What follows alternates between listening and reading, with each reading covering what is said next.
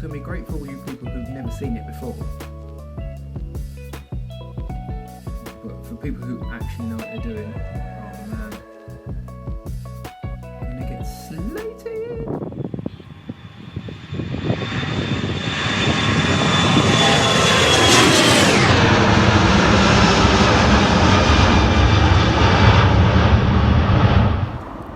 baldEagle. Yes, guy. Welcomes. Different today. Maybe if I turn and face you. So what I thought I'd do today is take you on a bit of a journey on my flight sim. Now, I am not a flight sim guru. Check out some of these guys. Their flight simulators, their home simulators are mad. I'm not there. I ain't got that kind of time, space, energy, money. Ain't got it, or haven't had it, but have been using this for about a year. I'm using X-Plane 10. The latest one is 11 again. And I haven't got a massively big setup. You can probably see, you know, I've got a yoke and some stuff here, and I'll go through all that kind of stuff afterwards and show you that. But I'm just running it off my MacBook.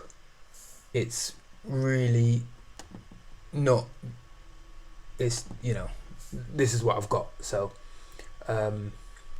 yeah, let's go, let's check it out. What I thought I'd do today is do a circuit, i.e. once round the airfield that I'm hoping to fly when I start my lessons, which is Compton Abbas, any day now. Come on, they're releasing it, we'll talk about that later. So let's go through what we've got. Can we punch it up? There we go. It's a little joystick, left to kind of go left, right to kind of go right, down and up. Some rudder control which kind of controls the, it's really hard to explain actually, but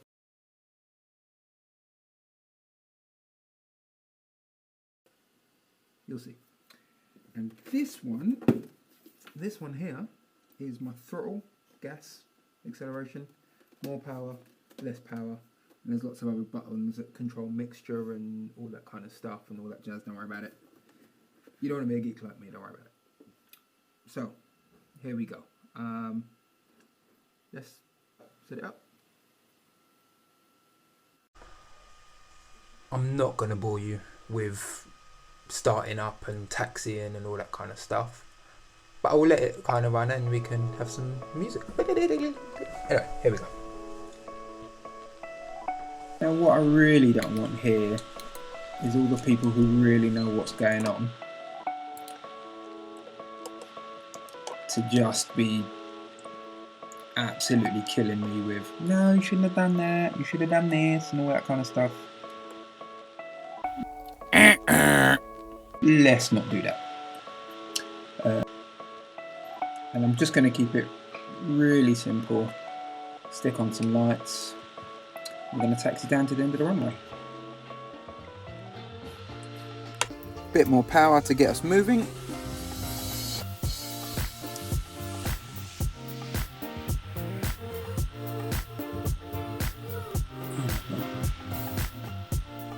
Having a quick look round to the left.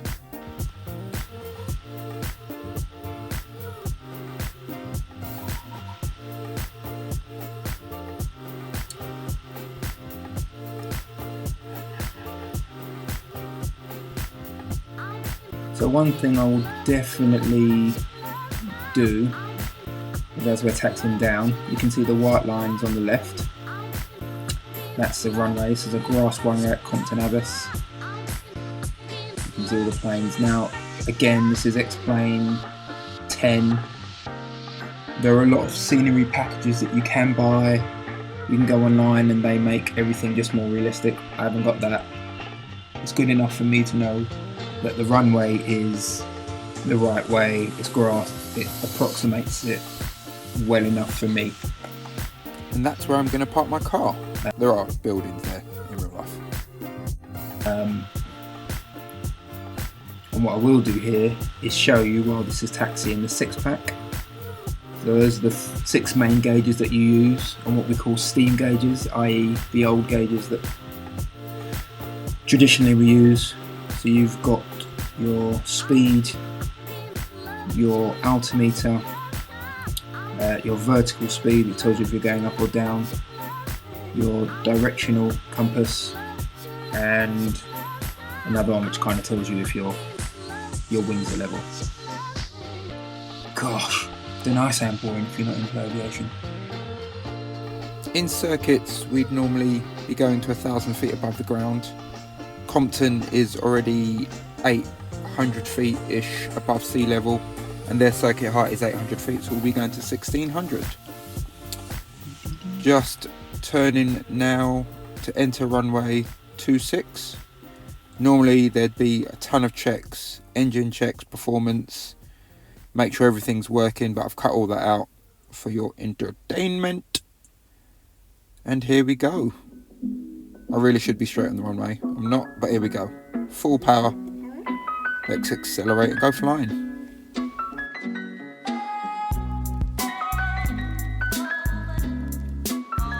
Again, keeping it very, very vague. I'm looking for a speed of about 60 knots. When I get to that, Pull back on the stick. and then we are airborne. And looking for about 70-ish knots in the climb. So even with the information from the 6 back in front of us, the main information or the primary information comes from looking outside and where the horizon meets the cowling. That'll tell me if I'm ascending or descending and help keep level flight.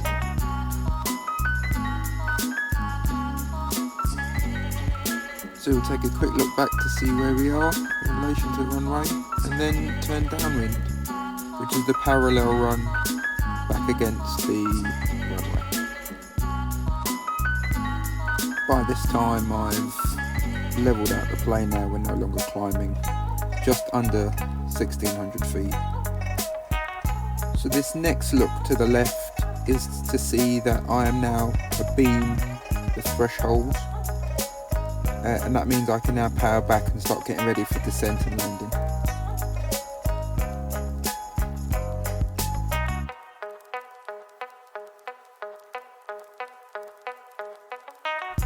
So making the penultimate turn now to the base leg, really trying to get the speed under control and the descent, basically so I don't look silly, but obviously looking out for the threshold and trying to time the last turn.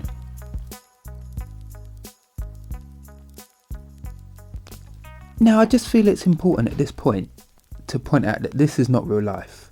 Obviously here I cannot see all around me like I would in a real plane, and I just constantly make this turn too quick, not wanting to overshoot it.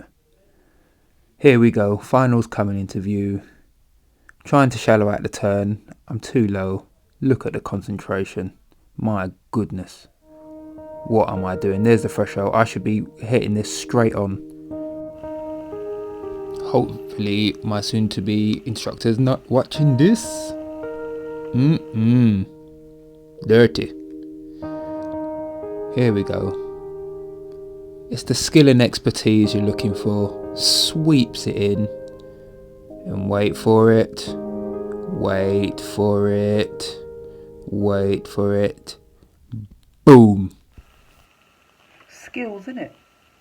Skills, innit?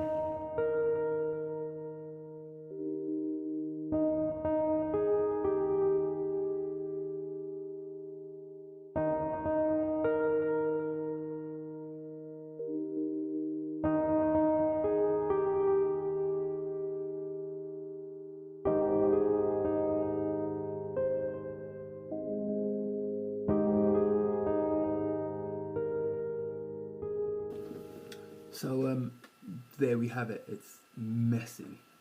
That's exactly the kind of thing I don't want to be doing when I start flying, which will be soon. Thanks for hanging out. This is just a bit of light-hearted tongue-in-cheek to let you guys know really what I've been doing to keep my skills fresh. But no, it won't be like that. It'll be totally different, and I'm actually looking forward to being able to share some of the ways which are different and difficult and the challenges around that, if that makes sense. Just because I know with this stuff it's all very, it's not working, you can just blag it, you'll get around it, don't worry about it. In the real thing, ain't going to be like that.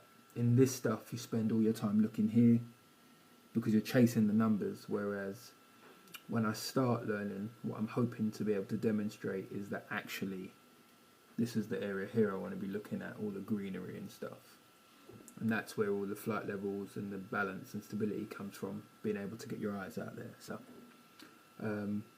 massive disclaimer, obviously, I'm not an expert, a professional or an instructor. This is not instructional, this is just a little bit of fun, really. This is kind of what I do to keep my mind in the game, and this has kind of been keeping me going for the last few years, whilst the dream kind of gets to this point. You've got to find the things to do in it. So, thanks. Catch you later. No, thanks. Seriously, catch you later.